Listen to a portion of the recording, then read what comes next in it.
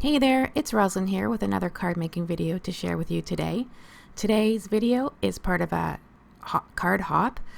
It's called the Team Tiny May Coffee and Tea Video Hop, and it is hashtag driven.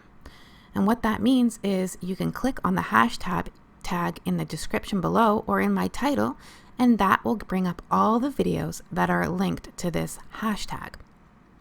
The purpose of this hop is to help small channels grow, so please be sure to like, comment, and subscribe to all of the videos that you see on this hop today.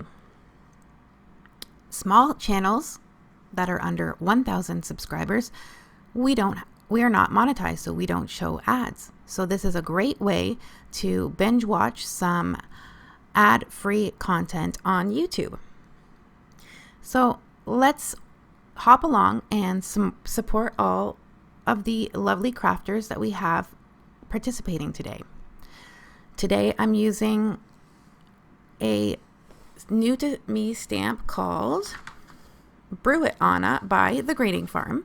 And as you can see, she's quite a big image, which she fills up a A2 card quite well.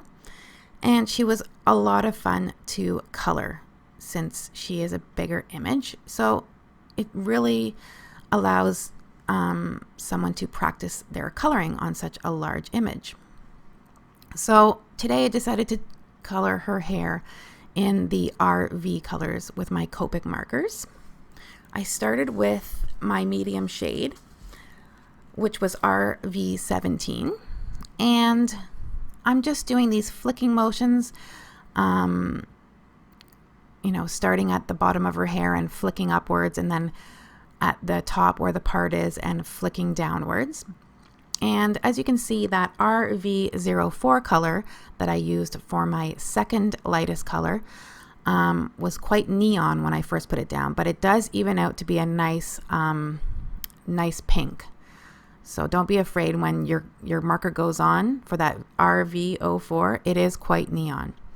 And then my lightest color here I used is RV02. And then for my darkest color, I used RV69. So you can see I'm just adding flicks over top of things that I've already done, trying to build up that color. You can always add more to a drawing, to a coloring project, and it's hard to take away. So we just want to start off slow and add in a flicking motion. And I'm doing that until I get a look that I am happy with. So as you can see, I'm rotating through my colors because I can't quite decide how much highlight to leave. So I'm just taking it cautiously. And here I'm flipping the card around, the piece of paper around so that I can flick downward. I have a harder time flicking towards myself as opposed to away from myself. So turning your image really helps with that technique.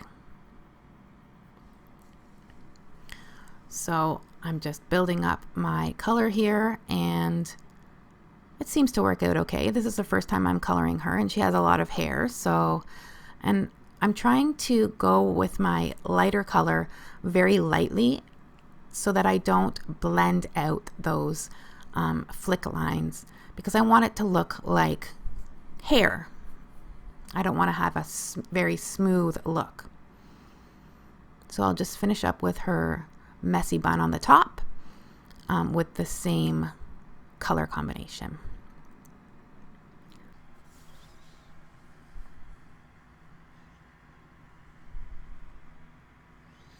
So moving on to her skin, I used the colors E13, E11, and E21 to start off with. So I'm taking my darkest color and I'm going around the edge of her hair where her hair would create a shadow, and down towards her chin. And I'm going back and forth with those three colors until I'm happy with how it looks. But today I thought that the combination that I picked was just too light. I liked it better when I added in E17, E15, and E13 to really darken her skin there. I just thought it looked better with that funky hair that she has. So I'm doing the same motions as I did with the first 3 colors with the second 3 colors.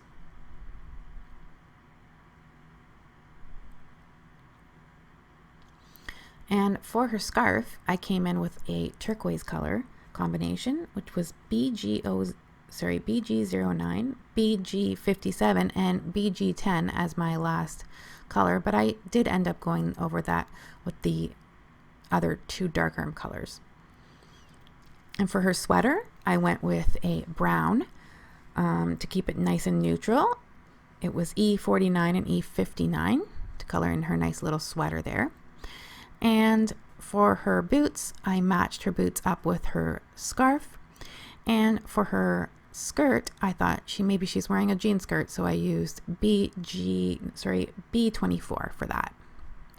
And to bring in her hair color, I colored in the purse with similar colors as the hair. For her little teddy bear clip in her hair, I kept that with the neutral tones, and that was E59 and E25. And for the coffee sleeve, I used E25 and E23. And I don't know about you, but I like to use brown for some reason in coffee cards. I don't know, I'm just attracted to it. But I did add some other colors to this card, which was a nice, refreshing take on it. So here I'm doing some ink smooshing. And originally I bought these Distress Oxides because everybody was doing videos on ink smooshing, and that is the main reason, one of the main reasons why I bought them. I just thought this technique was so cool. But I don't tend to bring this technique to the table very often. The 2 colors I'm using here are peacock feathers and gathered twigs. And I just smoosh that onto my glass mat here, and I spray it with some water to get that moving. And between layers, I take my heat gun to it to dry it, and this allows for the first layer to dry and set, and then anything that you put on top won't affect those colors. It won't muddy it up. So originally I thought the background was looking a little bit too green, and I wanted to bring that blue back in, so I did smush some more onto my mat and add some of that blue color, which I think goes really well with Anya's scarf here, how I colored it. So after I get it how I like it, which you never know what you're going to get with ink smooshing, but when I get it ready, I tape it down to the table, and I am going to do some ink embossing. So I'm going to use my embossing buddy all over top of that panel, and I'm bringing in a Trinity stencil here, which is a dual stencil, which one stencil does half of the coffee bean and the other stencil has marks to line it up to do the other half of the coffee bean. So I'm just going to tape that down as well, and I'm going to use my Versamark embossing ink and straight from the pad smoosh that all over that stencil.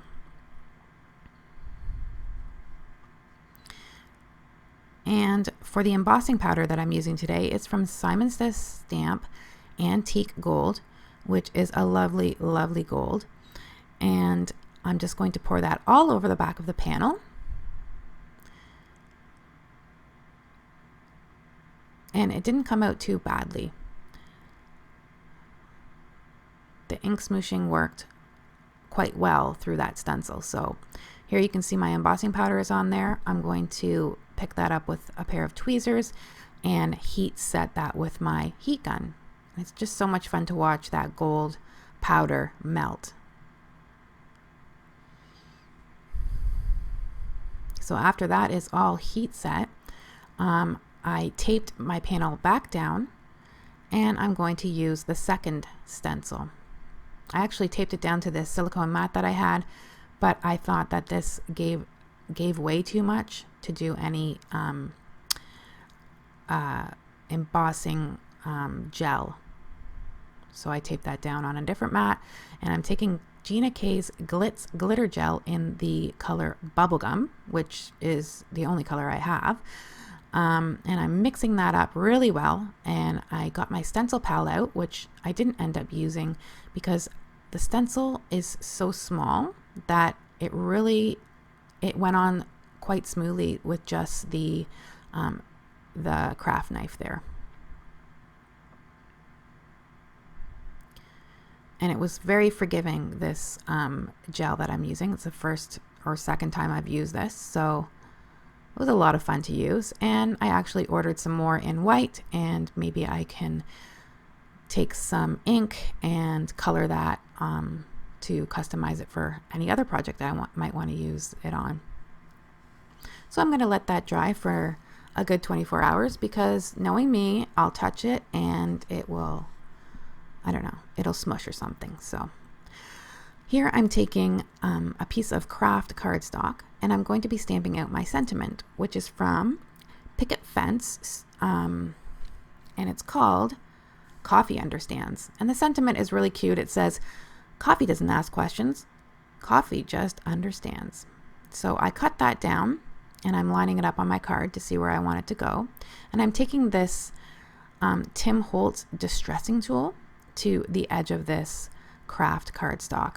And I'm just running that up and down, back and forth, and trying to give it a little bit of personality because it looks a little bit too plain just being that craft cardstock. And I actually trimmed that down to fit a little bit better onto my card. And I go back over that with this really neat tool. And as I'm doing this, I'm just working away on it and I flip it over and I discover that the opposite side was actually more of what I wanted than the top side. So next time I think I'm going to be doing this from the back instead of the front. So you can see it curling up really nicely there on the back. But it's okay, I fixed that with my fingers and I just kind of pull that distressed edge to the front. And that was kind of a neat look for this card. And next I'm going to be putting my card panel down on a card base of craft cardstock, which is an A2 size, 4 1/4 by 5 1/2. And I'm just going to tape that down with my ATG gun. And I flip the stencil over and I sort of position that in the middle of my panel because the edges of my panel where the stencil was didn't quite get to get the embossing and the glitz glitter gel. So this is a perfect solution. I just trim that right off. I believe I started with a card with a background that was just slightly bigger, probably 4 1/2 by 5 3/4 or something like that. And I'm just going to line this sentiment strip here and I'm going to put that down with some score tape. I figured that the glitter and the embossing underneath would be tricky to stick to, and this stuff is super strong and it worked really well. You might be able to use liquid glue, I'm not sure, but I didn't want to test it out. So I'm just going to trim that off to fit the card and work on getting Anya on the card. And here I'm just going to line the back of it with foam tape. And since there's that distress edge, I just made a well in between with my foam tape, and so that she straddles that distressed edge.